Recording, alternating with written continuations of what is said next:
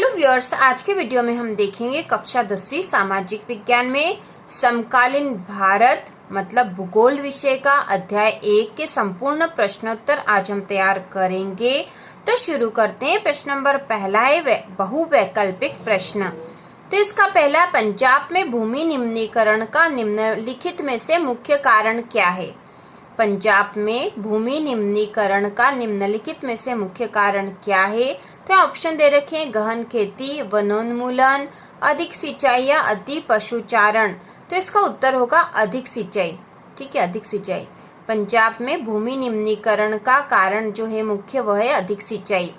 इसके बाद ये निम्नलिखित में से किस प्रांत में सीढ़ीदार सोपानी खेती की जाती है? तो सीढ़ीदार खेती किस प्रांत में की जाती है? यह ऑप्शन है पंजाब, हरियाणा, उत्तर प्रदेश के मैदान या उत्तराखंड।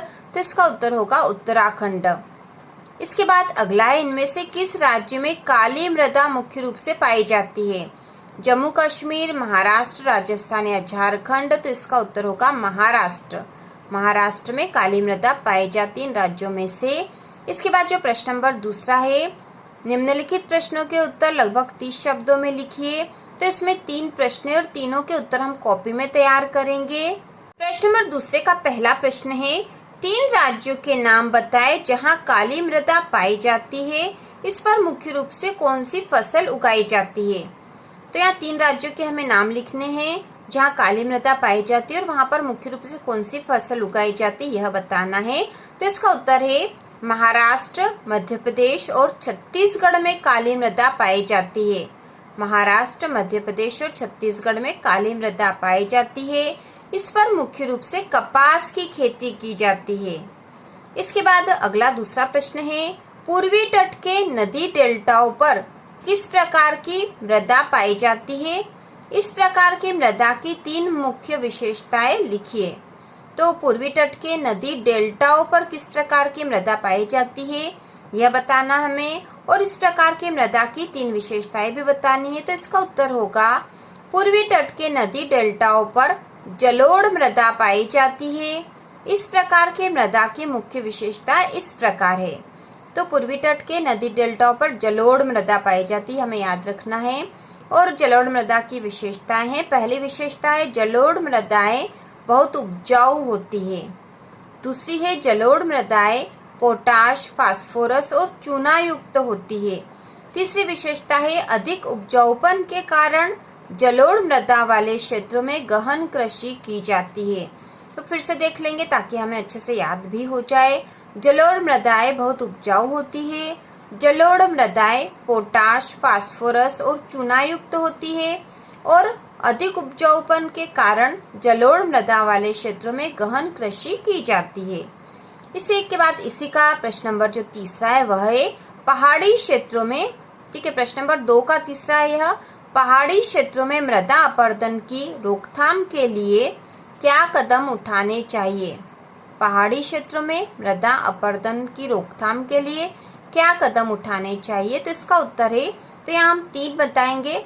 ठीक है, 3 कदम बताएंगे क्योंकि यह जो प्रश्न है या तो 2 नंबर या 3 नंबर में आने की संभावना है। अधिकतर 2 नंबर में आता है प्रश्न कि पहाड़ी क्षेत्र में मृदा अपरदन की रोकथाम के लिए क्या कदम उठाने चाहिए। तो पहला कदम है समोच्च जुताई की जानी चाहिए। ठीक है, समोच्च जुताई मतलब भूमि पर समोच्च रेखाओं के समानांतर हल चलाना की जानी चाहिए। ठीक है, पहला है समोच्च जुताई की जानी चाहिए, और समोच्च जुताई का अर्थ है भूमि पर समोच्च रेखाओं के समांतर हल चलाना।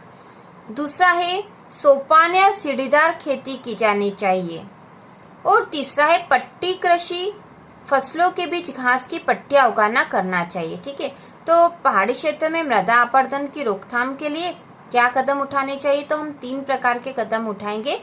पहला है समोच्च जुताई की जानी चाहिए, दूसरा है सोपान या सीढ़ीदार खेती की जानी चाहिए, और तीसरा है पट्टी कृषि करना चाहिए। इसके बाद प्रश्न नंबर तीसरा है, निम्नलिखित प्रश्नों के उत्तर लगभग 120 शब्दों में दीजिए। इसमें पहला प्रश्न है, भारत में भूमि उपयोग प्रारूप का वर्णन करें। वर्ष 1960-61 से वन के अंतर्गत क्षेत्र में महत्वपूर्ण वृद्धि नहीं हुई, इसका क्या कारण है? तो यहाँ दो प्रकार से प्रश्न हमें पूछे हुए हैं। पहला है कि भारत में भूमि उपयोग प्रारूप का वर्णन करना है और उसके बाद हमें बताना है कि 1960-61 से वन के अंतर्गत क्षेत्र में महत्वपूर्ण वृद्धि नहीं हुई, इसका क्या कारण है। तो इसका उत्तर है भारत में भूमि उपयोग कई प्रकार से अलग अलग क्षेत्रों में होता है, जिनमें वनों के अंतर्गत भूमि, कृषि योग्य भूमि, गैर कृषि भूमि, बंजर, चारागाह, परती भूमि आदि आते हैं।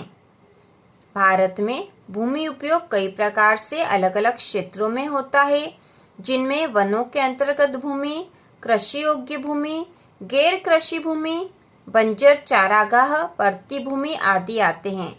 भारत का कुल भौगोलिक क्षेत्रफल 32.8 लाख वर्ग किलोमीटर है। वर्ष 1960-61 से वन के अंतर्गत क्षेत्र में महत्वपूर्ण वृद्धि नहीं हुई क्योंकि 15 अगस्त 1947 को देश की स्वतंत्रता के बाद से आधारभूत सुविधाओं के विकास के कारण भूमि का उपयोग किया गया। इसके साथ ही हरित क्रांति के बाद कृषि भूमि का विस्तार हुआ। औद्योगिकरण व नगरीकरण से भी वन क्षेत्र में वृद्धि नहीं हुई है। तो ये इसका उत्तर है। एक बार फिर से देख लेंगे। भारत में भूमि उपयोग कई प्रकार से अलग अलग क्षेत्रों में होता है, जिनमें वनों के अंतर्गत भूमि, कृषि योग्य भूमि, गैर कृषि भूमि, बंजर, चारागाह, परती भूमि आदि आते हैं। भारत का कुल भौगोलिक क्षेत्रफल 32.8 लाख वर्ग किलोमीटर है। वर्ष 1960-61 से वन के अंतर्गत क्षेत्र में महत्वपूर्ण वृद्धि नहीं हुई क्योंकि 15 अगस्त 1947 को देश की स्वतंत्रता के बाद से आधारभूत सुविधाओं के विकास के कारण भूमि का उपयोग किया गया। इसके साथ ही हरित क्रांति के बाद कृषि भूमि का विस्तार हुआ। औद्योगिकरण व नगरीकरण से भी वन क्षेत्र में वृद्धि हुई है। तो औद्योगिकरण, नगरीकरण और हरित क्रांति के जो प्रभाव हुए हैं, हरित क्रांति के कारण कृषि भूमि का विस्तार हुआ है, अधिक कृषि होने लगी थी। औद्योगिकरण के कारण उद्योगों का विस्तार हुआ, उद्योगों की स्थापना हुई, जिसके कारण जमीन का अधिग्रहण हुआ है। और नगरीकरण में भी मकानों के निर्माण से भी वन क्षेत्र में कमी हुई है। तो ये इसके कारण रहे 1960-61 के बाद से वन क्षेत्र में वृद्धि नहीं होने के कारण। इसके बाद इसी का अगला प्रश्न है, प्रौद्योगिक और आर्थिक विकास के कारण संसाधनों का अधिक उपयोग कैसे हुआ है। प्रौद्योगिक और आर्थिक विकास के कारण संसाधनों का अधिक उपयोग कैसे हुआ है। तो इसका उत्तर है, इसका आंसर है प्रौद्योगिक और आर्थिक विकास के कारण संसाधनों का अधिक उपयोग होने लगा क्योंकि औद्योगिकरण व वैश्वीकरण ने मनुष्य की आवश्यकताओं को भी बढ़ा दिया। औद्योगिकरण जैसे जैसे हुआ, वैश्वीकरण जैसे जैसे हुआ, मनुष्य की आवश्यकताएं बढ़ती गई है। विकास के साथ साथ भूमि, जल आदि प्राकृतिक संसाधनों का उपयोग अधिक होने लगा। तो जैसे जैसे विकास होता गया, उद्योगों की स्थापना हुई, वैश्वीकरण हुआ, नगरीकरण हुआ, तो उससे भूमि का अधिक से अधिक उपयोग होने लग गया, जल का अधिक उपयोग हुआ और इस प्रकार से जो भी प्राकृतिक संसाधन थे उनका उपयोग अधिक होने लगा था। उद्योगों के लिए जमीन की आवश्यकता होने पर वन काट दिए गए। औद्योगिकरण ने वायु प्रदूषण बढ़ा दिया। तो इस प्रकार से प्रौद्योगिक और आर्थिक विकास के कारण संसाधनों का अधिक उपयोग होने लगा। इसके बाद इसी पाठ का एक जो बहुत ही महत्वपूर्ण प्रश्न है, जो एग्जाम में आता ही है, वह एजेंडा 21 क्या है। एजेंडा 21 क्या है। तो इसका उत्तर है, यह एक घोषणा है जिसे 1992 में ब्राजील के शहर रियो डी जेनेरो में संयुक्त राष्ट्र पर्यावरण और विकास सम्मेलन के तत्वावधान में राष्ट्राध्यक्ष द्वारा स्वीकृत किया गया था। यह एक घोषणा है जिसे 1992 में ब्राजील के शहर रियो डी जेनेरो में संयुक्त राष्ट्र पर्यावरण और विकास सम्मेलन के तत्वावधान में राष्ट्राध्यक्षों द्वारा स्वीकृत किया गया था। इसका उद्देश्य भूमंडलीय सतत पोषणीय विकास हासिल करना है।